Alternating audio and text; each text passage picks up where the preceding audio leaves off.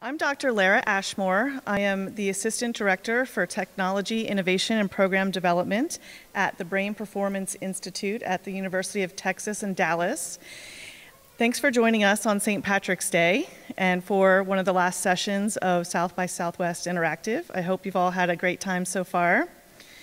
I'd like to welcome you to this session, Virtual Reality, Building Healthier Social Brains. And I want to introduce you to our speakers, an unlikely duo who are working together using technology for good. Renowned cognitive neuroscientist, Dr. Sandra Chapman, and interactive game designer, Lutz. Sandy Chapman is the founder and chief director of the Center for Brain Health and the D. Wiley Distinguished University Chair at the University of Texas at Dallas. She's also the author of Make Your Brain Smarter, Increase Your Brain's Creativity, Energy, and Focus. She has more than 40 funded research projects and over 200 published articles to her credit. Her research is dedicated to enhancing cognitive capabilities and enhancing the brain's potential in individuals of all ages and all stages, including healthy individuals and those facing brain injury and disease. With Sandy is Lutz, the creative director at the Brain Performance Institute and the lead designer and developer of our innovative virtual reality platform. Carl graduated with a bachelor's degree in science with art and technology at the University of Texas at Dallas and an associate's degree in art at the Art Institute at Dallas and game design, computer game design. Before joining the Center for Brain Health, he founded Acropolis Laboratories, where he was the chief director and video game designer. Carl has more than 12 years of interactive video game experience, internet and web design experience. Sandy will be kicking the talk off today, so please give a warm welcome to cognitive neuroscientist, Dr. Sandra Chapman.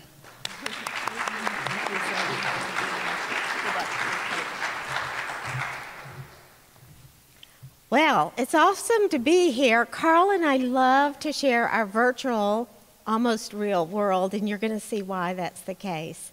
We're going to share with you what we know is one of the most exciting, productive, purpose-driven, and paradoxical collaborations you've ever heard.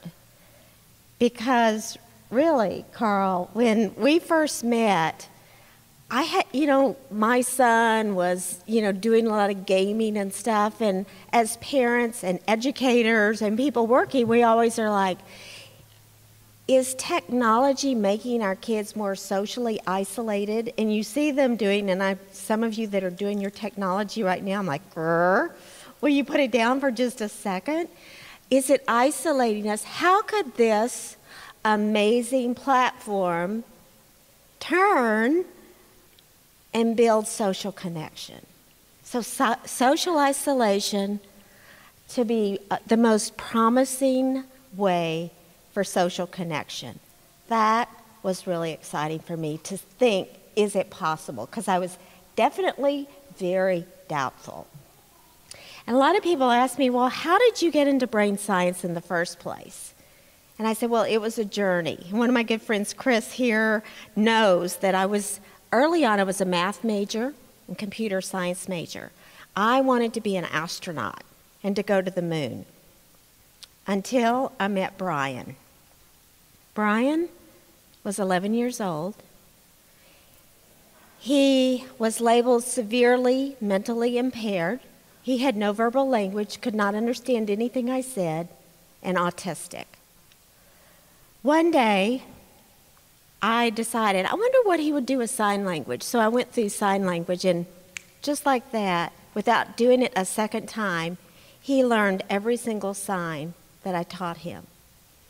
He then, a couple weeks later, saw me struggling with the tape recorder. And in the old days, when you had a tape recorder, you didn't just go get a new one, and it wasn't your phone that was taping things. You had to get it repaired. So I'd taken it everywhere. And he looked at me and he goes, kind of gently took it from me and sat down on the floor, took it apart down to the screws, and in less than an hour put it back together, and it worked for the first time in a year. I thought, man, what kind of brain is so non-functional in the classic sense, but so incredibly bright, that defied his diagnosis? It was at that very moment that I knew I had to be part of the brain. So I gave up on going to the moon, and I thought, I want to understand a brain that can have these complexities. And it's been really so exciting for me because as a brain scientist, we know this much. We know more about the universe than our human brain. That's disturbing. We've learned more in the last 5 years than all the years cumulative, but it's not enough. We now know that your brain is the most changeable part of your entire body. It changes moment to moment by everything you do, by how you use it. And we want to capitalize on that. So we want to begin to ask, what about the social brain? Can you flex the social brain cortex? And that's what, with Carl, we wanted to set out to see, wonder what could happen. Because with our brain imaging, we can now see brain change in literally hours, not months and years. You know, for many of us, we know a lot of people who labor to read, and we know others that struggle to make friends. Well, if you can't read, we sometimes label it dyslexia. We would never say a child with dyslexia does not want to read.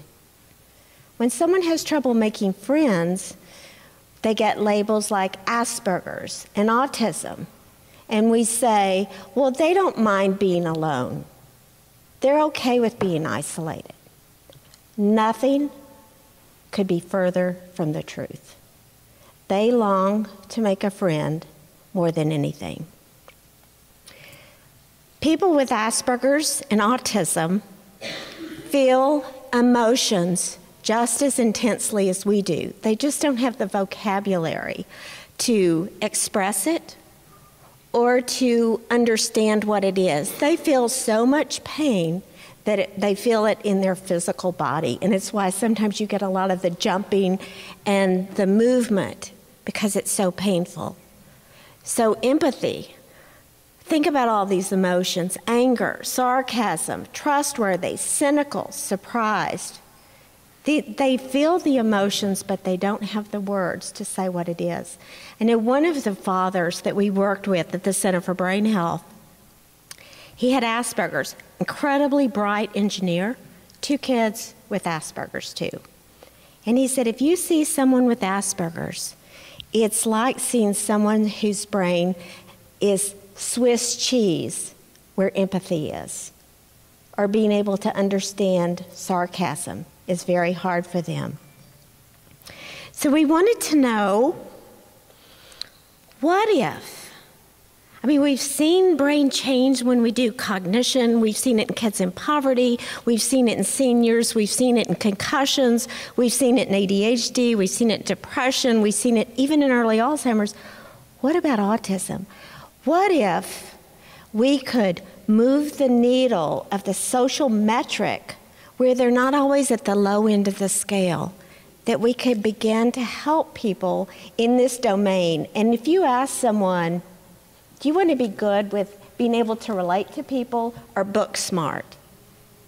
What do you think most people would want to do?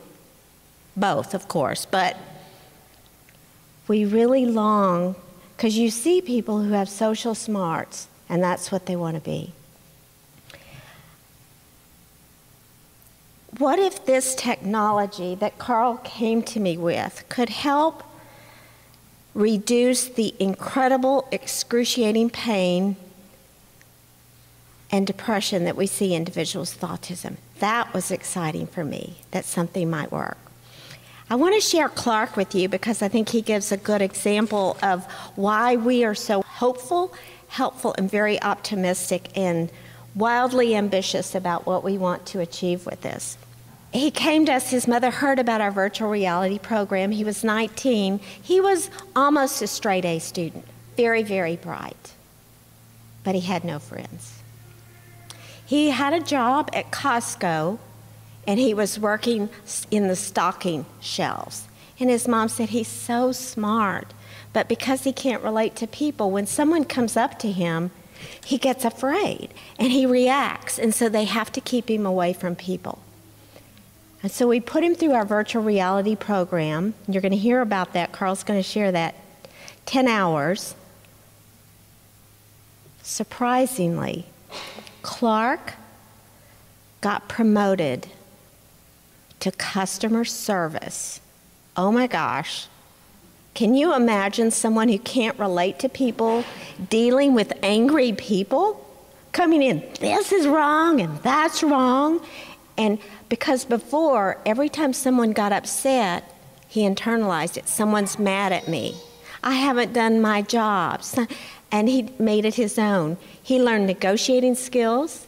He learned how to empathize. He learned how to apologize. He learned how to not internalize it. Clark, and you know, we learn more from people with Asperger's and autism than we teach them, so it was really, it's been such a rewarding experience. But he said, you know what having Asperger feels like? He said, just imagine, and I want you to put yourselves in these shoes, just imagine 50 years old, and you go to a foreign country that you've never been before, and you're all alone, and you can't speak the language, you don't know the culture, and you're trying to communicate with people. Well, I just got back from China in the remote areas, and I know exactly what he's talking about. You know, I was like, dude, you know this, and do you have this? Just to find a toilet. And it was hard. The frustration. What a great analogy that Clark gave us. He is now in graduate school to be an engineer and has gone on to date that he never thought possible and have friends. You know, we know that reading is a complex activity. We know that physics is hard, calculus is hard, but I bet few of us realize that the most complex thing you do day in and day out is related to social cognition. It has more data coming at us than anything else. Think about it. Our face carries all sorts of information, my voice, my body language, the words I choose, everything about it. We have to integrate that. It is the most complex human thing that we do, and we didn't realize how hard it is for a brain with autism and Asperger's to overcome that. So, the skeptical scientist and this very talented and altruistic game developer came together, and because one of the most common questions I get when we talk about what's good for your brain and what's bad for your brain is technology, is it your brain's bane or benefactor? It's not the technology, but it's how we use it. So I'd like to welcome Carl to the stage to share, because now aren't you curious about what this is? Come on. So Carl, thank you. Woo! Come on, green beer. So he's going to share about our virtual reality technology. Carl, take over. Thanks. I'd like to start by just saying how much fun it's been talking to everyone here at South by Southwest over the last few days, sharing the technology and hearing everyone's response to what we're doing. It's really been encouraging. It's such a rewarding project, but everyone's enthusiasm for it has really been amazing. All right, so let's start here. I'd like everyone to think back and remember your first date. All right, get a clear picture in your head. Has everybody got it? Did anyone walk away from their first date and think, nailed it? Did you think that was the best I could have done? I got everything right. I was the most charming I could be, the most charismatic I could be? Probably not. And the reason for that is because it takes practice for the brain to learn. I think back to my first date, it was a train wreck. I'm gonna share a little bit of that with you. So I was taking the junior class homecoming princess to the dance. And when I picked her up, as we were walking out the door, her mom hung a mink coat around her shoulders, and she was a vegetarian into animal rights, and she went pale and started shivering. And then when we got to dinner, it turned out that they didn't have a vegetarian option on the menu, and her ex-boyfriend was sitting at the table right next to us. So conversation just, it didn't exist. And when we got back to the car, my car had been broken into and that mink coat was gone. So needless to say, I was asked not to walk her to the door, and the date did not end on a high note. But I kept practicing. I continue to keep practicing and get better at dating. And I knew all the rules. I knew everything I was supposed to do. I got great advice from my dad. He told me, don't order spaghetti on a first date. So I thought I was ready. But without that practice that the brain needs to learn, I wasn't prepared. So that's why at the Center for Brain Health, we have developed a virtual reality where you can practice dating. But not just dating, you can practice all kinds of social interactions. You can practice a job interview. You can practice dealing with a bully or going to talk to a teacher about a grade. You can practice dealing with a difficult coworker or a roommate or a landlord. There's all these different social interactions that you can role play with these tools. So I want to show you a quick video to kind of sum up the virtual reality.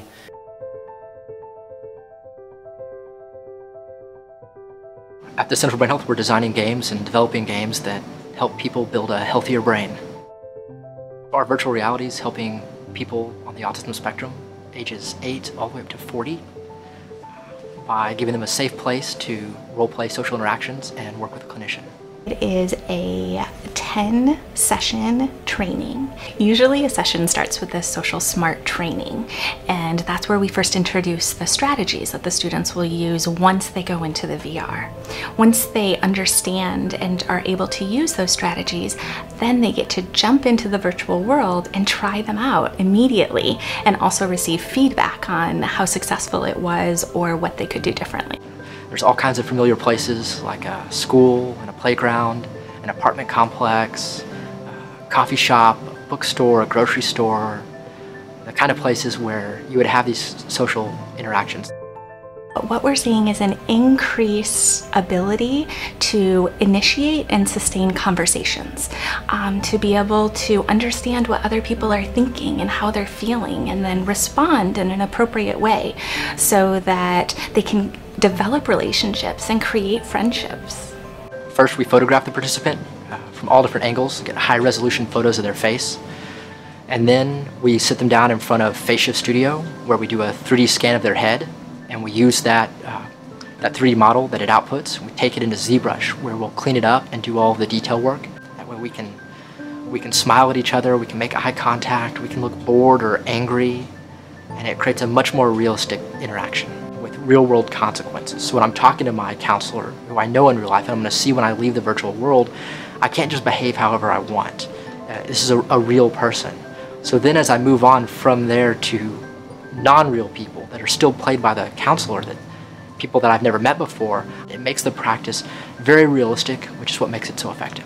One of the first things that people often say to us is that they really just want to be able to make a friend, and we're able to help them do that and so much more.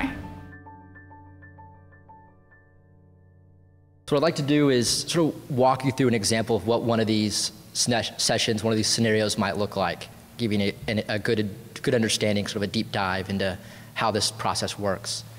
So if you can imagine, let's say you're the participant and I'm your clinician. And we would meet in real life, and we'd get to know each other. I'd have an avatar that looks just like me, and you'd have an avatar that looks just like you. We'd log into this virtual world, and we'd meet outside the coffee shop. All right? And because you know me in real life, and I'm a real person, it sets this precedent that this is a very real interaction. And then I would set up the skill we're going to practice and turn you loose with a minimal amount of setup. It may be just you were up all night working on a really difficult homework assignment, and you're going to get a cup of coffee on your way to class, and you'll bump into a classmate. and then I turn you loose. And you walk into the coffee shop, and you see your classmate, and he walks up to you and he tells you, you know, we had a soccer game last night, and I was out really late, and I didn't get a chance to finish my homework assignment. And I'd like to copy yours. If I don't get my homework in time today, I could get kicked off the team. And the team can't win without me. This is a really difficult situation. So the soccer player may start with a little bit of peer pressure, and then start with a little bit of bullying. And things can escalate pretty quick. He could tell you that everyone else would let him copy, and he's going to tell everyone that you wouldn't let him copy your homework. And he's going to make sure that, you know, everyone knows what a loser you are.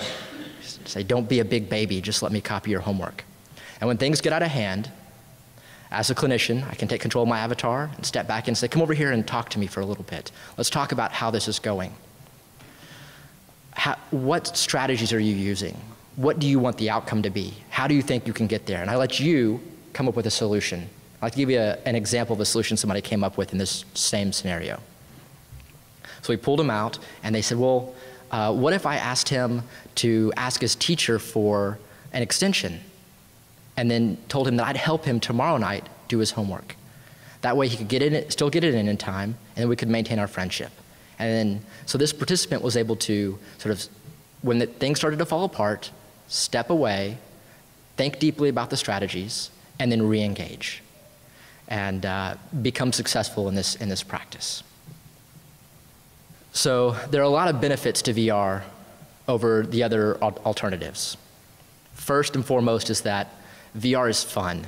Video games are fun. We know this. We know that the brain learns best when it's having fun. The kids that go through this training want to come back and do it again. Actually, we have a study going on right now where we're in 2 junior highs, and the kids that aren't part of the study are asking when it's their turn. And the kids that are in the study can't wait to come back and do it again. And if you think about traditional counseling, if they had to do this across a desk with a counselor at school, they dread doing it. No one would want to do it. But because it's a video game, they can't wait for their turn. On top of that, video games are challenging. We can adjust the challenge based on each individual. And in video games, we're already pre-programmed to want to win. We want to push ourselves and do our best. And that challenge is really important for learning. If we're not challenging ourselves, we're not pushing ourselves to reach our full potential. And in spite of that challenge, in spite of being able to make it more difficult, it's still safe. We can come up with new ideas. We can make a mistake. And we know that if we make a mistake in a video game, we can always hit reset and try again. And because of that, we're willing to explore these ideas and really dig deep to come up with exciting solutions to problems. And video game technology is incredibly flexible too. If you wanted to practice for a job interview, you have a couple of options. You can practice with a friend, or you can throw yourself out there. But practice with a friend isn't very realistic. And throwing yourself out there, you may only be able to you may only be able to practice that job interview, or it's not even practice at that point, maybe 1 or 2 times a week. But with virtual reality, the person you're practicing with can use voice-changing software, can change what they look like, and be 5 different people at 5 different locations inside an hour. They can be from another country. There are all kinds of different tools that you can implement in virtual reality to make that, give them the tools they need to give you the practice, the realistic practice you need. In addition to that, with virtual reality, you get real-time feedback. So if you can imagine having a deficit like autism or Asperger's, and you were to go out on a job interview, and you were to make a mistake, you might not realize when you lose the person. Like when did that person, where was the big sort of trip up that lost you that job? But inside of virtual reality, because you're working with a counselor, they can pause at any point in time and give you that feedback that you need that's so important for learning. And finally, you can train with a counselor from anywhere. We've worked with people as far away as Connecticut. We actually have a remote study at Yale where the professors at Yale recruit the participants, and the trainers are located in Dallas at the Center for Brain Health. We've also able to work with people from their living room couch. We have a little girl named Tessa. We were able to ship a laptop to her, and she was also able to work with us from Connecticut, just coincidentally. So all of this comes together to create this sort of perfect environment for brain change. Video games really are just a powerful tool for that. So Dr. Chapman told you how how amazing your brain is, how changeable it is, how flexible it is, and I've told you how powerful video games are for changing your brain. And as a game designer, I believe that all of us as game designers and software developers have a social responsibility to understand how software is affecting brain health. We have conversations all the time about how to monetize users or how to increase user engagement, but we don't talk about the health impact of the games and apps and tools we're developing. It's not a conversation that's being had, and perhaps that conversation can start here today at South by Southwest. I can give you the rules all day long, like golf. I can tell you how to play golf and give you the rules, but guess what? Can't play. And that's what we do with social cognition. We say, now when you're in this environment, do this and don't do that. Well, no two environments are ever the same, and it's only through practice that your brain rewires. I want you to know that for me, with our interdisciplinary team, it really thrills my soul to see Carl, a video gamer that I was very skeptical about, talking about brain science, making people better, and figuring out new ways. I mean, almost every week he's like, Sandy, can I buy blah, blah, blah? Like maybe some sensors that could make it even more real, or the emotion capture. Carl, I don't know if you remember, Carl, when we first started this, one of the things that we were interested in, because with people with Asperger's and autism, many times they don't show much emotion on their face. And so when you're talking to someone and you're not getting any feedback like, hey, how are you doing? Fine, how are you? Are you having fun? Yeah, this is the most fun I've ever had. Well, you're like, oh my gosh, there's no facial affect. And I thought, I wonder if I could change facial affect. And so I asked Carl early on, can you do this emotion capture and give people the feedback? This is what it's registering. You're feeling inside happy, but your face is showing angry. He said, yeah, we can do that. Remember that disgusted? The problem with the computer game, no matter what facial expression I did, it said I was surprised. I'm like, what? Whether I was mad or angry, it was like Sandy's surprised. But you know, the software that he's done now, they're doing that more and more for marketing, but he did it almost 4 years ago, where we were giving people feedback to see if we can change their affect, does it change the way they interact? And then I was like, it did change some of their facial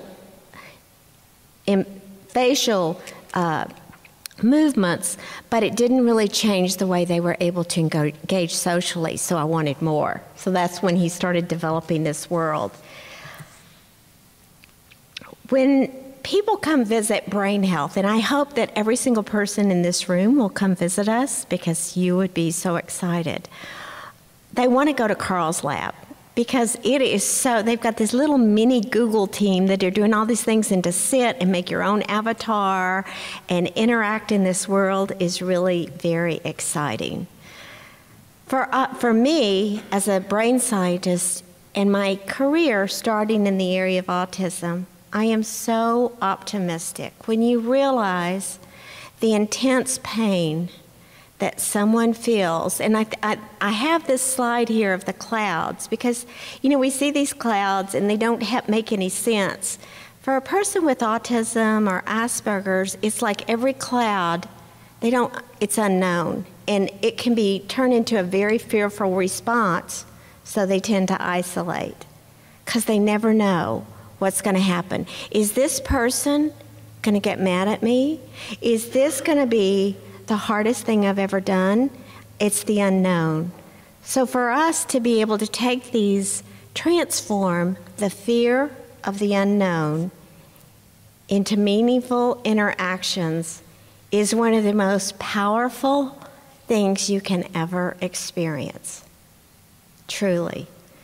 I wish every single person in this room could see the hundreds of people that we have seen transformed when they develop a friend or when they finally get married that they never thought possible, or they know how to negotiate for themselves, or they know how to not trust someone because sometimes they trust the wrong person and trust the right person instead of the wrong person. So it is so moving to see the brain change in this social world. And the successes matter to us. You know, and you're probably thinking, 10 sessions? You can change the brain in 10 sessions? Well, sometimes we have very big changes and sometimes they're very small. Of course it depends on the severity, but because it's a research study, we had to confine it to a certain number of sessions. But what's good eventually is we'll be able to help people as they need it, if there's a new experience they need. So big things like Clark, going from the back rooms of Costco to Employee of the Month, customer service, to now seeing himself as a successful person, not because he wasn't smart, but he couldn't navigate the complexity of the social data that he could now do. Or small changes that can happen. I know one mother shared this story of her son that was 9 years old, and she said every time I showed any emotion, he always thought it was his fault. And so I had to really not show much emotion. And one day I was in the car and I was really sad and I was crying, and he said, "Mom, who made you sad today?" And she just said, "It startled me because usually he thinks that it's my fault." He internalizes it, and that he realized I had emotions that weren't his fault was really so heartening to her, to be able to add these emotions. And I think Carl kind of, really hit it. What's so exciting for me is, when you interact in all this clinical therapy, and Clark said it, he said, it's like these 10 sessions is like 6 years of what I've had in other treatments. When you train the brain through strategies, they can then apply them across this broad range. So this virtual reality is very, very innovative in terms of how we can apply it. And think about the innovation.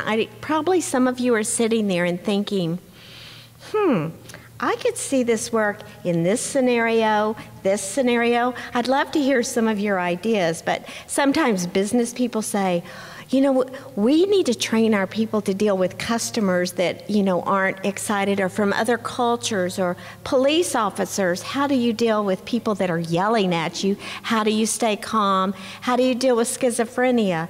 There are so many different applications that we can do to help train people in a very realistic, emotionally embedded environment. Think about not only the different interactions, but also the different populations that we could help. I think back 30 years ago when I first met Brian. I think, Brian, I wish you knew what you did for me. You gave me the greatest gift of my life, to make me interested in the brain instead of going to the moon, and you had no idea. And you set me on a journey to try to figure out ways to make the impossible possible. Carl mentioned the study that we're doing with Yale and the brain imaging that we're doing. And to see the brain change, there's a part of the brain in the temporal parietal region that understands emotions and faces. We're seeing increased activation in that area. We're seeing connectivity in the frontal region, which is the part of the reasoning brain that tells you what you should do in social scenarios to kind of reason. We now know that social cognition, being able to feel emotions, and reasoning are very closely tied. And if you think about yourself, when you're emotionally upset, you can't reason. I mean, my husband sometimes, Sandy, you just need to go get logical. Because when we get emotional, it's hard to reason. They're very intricately tied together. Social understanding, social expression, and reasoning. So we've been able to show changes in that part of the brain with the individuals that we're looking at, and we hope to continue to grow evidence in this. This is, you can imagine, one of the most exciting adventures that I think anyone can do, and that all of you, I think, can help to be a part of in your own environment to help us as we think of ways to expand this with Carl's team, because we're impatient. We've helped hundreds of people through our research studies. That's not enough. There's hundreds of thousands of people around the world that if we could get the technology and the engines and the analytics and more of the different technology that we need, we could reach so many people. Our goal, and at BrainHealth, if you were to come, social cognition is one of the things we do, but we actually have over 70 funded research projects in so many different areas in health, injury, and disease. If you were to visit us, what would you see? You would see a place that has over 140 scientists, research clinicians, all focused on how to make your brain healthier. For me, one thing that's really sad is most people only think about their brain in injury or disease. They don't realize that you can do more to build your brain in health than you can when something goes wrong. So what you would find is, number one, we are uniquely around the world looking to identify a marker of brain health. And when I say a marker, it's probably going to be an integrated marker of multiple things, and I think we're pretty close to that.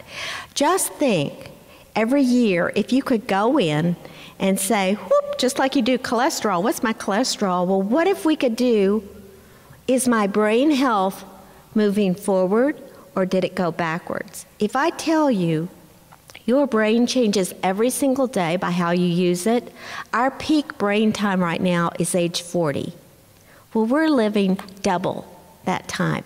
We can't afford to do that. So think about knowing, this is where my brain is today. Would you do it? How many of you would do it? You say it, but you wouldn't. Right, you know why? Why wouldn't you come in?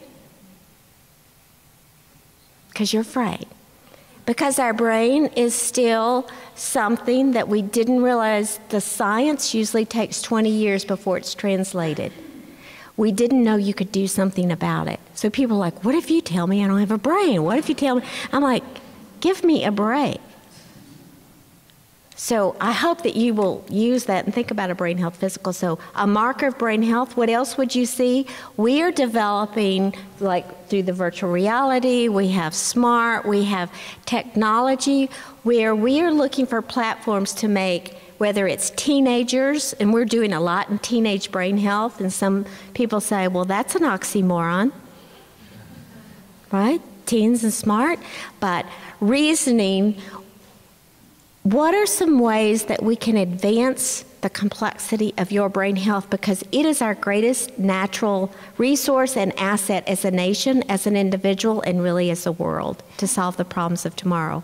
So you would see a lot of discoveries going on that would tell you what should you be doing, and just as much, what are you doing that's bad? Because a lot of what we're doing is actually very toxic for the brain. And lastly, what you would see is some of the most integrative, innovative, interdisciplinary teams. And that's what we're dedicated to building. We want to be able, like people with Carl from the gaming industry and technology, e-health, e-delivery of seminars, information dissemination is a way of the future. We have to partner with individuals to do that. We also have a big neuroengineering initiative that we're interested in. What kinds of things can you use tickling the brain to energize brain plasticity so we can make the brain work even more? And then bioinformatics to take all this big data and make it meaningful for medicine. Our efforts from this point on cannot be incremental anymore.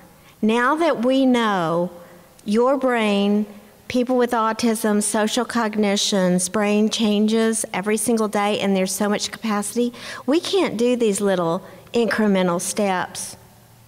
It's costing us. We need to do something transformative. So what we are doing is we're aiming high. Go to our website, you'll see all about it. We are engaging the smartest brains around the world to partner with us, and we're building a culture of collaboration toward the noble goal of brain health for all. Thank you.